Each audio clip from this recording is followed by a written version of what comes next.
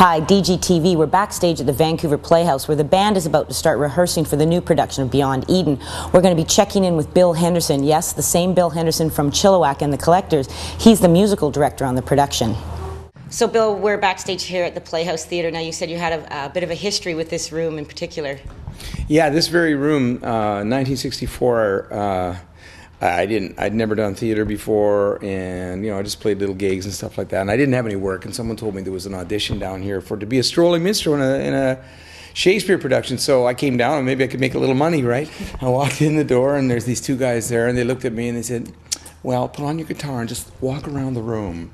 And I did it, and it was the most uncomfortable feeling. Number one, I can't walk, and number two, they're sitting there giggling the whole time, right? Having a look. So yeah, it was really a drag, and I put my guitar away, and I started to leave, and there was a woman, Joy Coghill, was in the room, and just down the hall, and she was looking for a guitar player for a production that she was doing. So I've been involved in theater as a kind of a side thing through my whole career. Mainly I've been a rock guy. The Collectors, which is the first rock band I was in, our second album was in this theater, and it was a play by George Riga called Grass and Wild Strawberries, and we'd written all of the music for the songs, and George had written the lyrics, so we'd collaborated on the songs. So I've always had kind of like a little bit of theater around me, but I never done anything this big.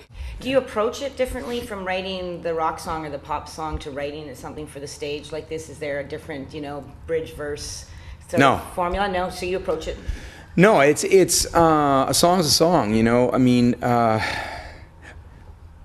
there are rules to songwriting, and you don't have to call them rules. They're principles, if you want, laws like gravity. We didn't make it up; it just exists. It's the same thing with songs. I mean, it's not like someone figured out these rules and everyone must do it. They work this way. Right. So how do they work? So once you have a grasp of how they work, it doesn't matter what genre you're writing, and it's basically the same principle. However, the genres will allow different things. So theater music, you can go, and classical music, you can do fairly different things with songs than you can do in pop music. Still the same principles, but you can stretch them out in different ways.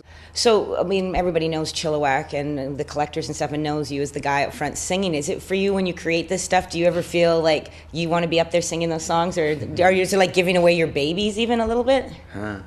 Well, I protect them. I don't want to get up and act. I tried acting, and that's not my bag, right? No. It doesn't work very well.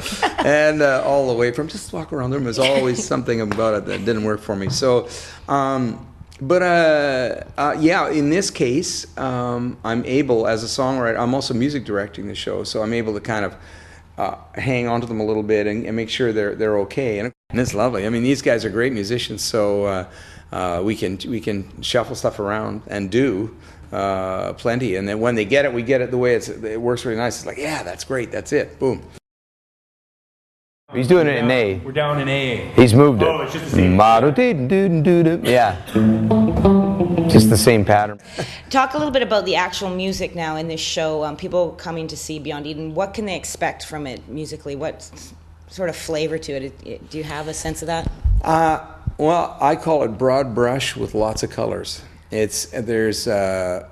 are a number of different styles of music. It touches in different styles of music. It will be powerful. There's a lot of times when it's really powerful, and there's times when it's ethereal.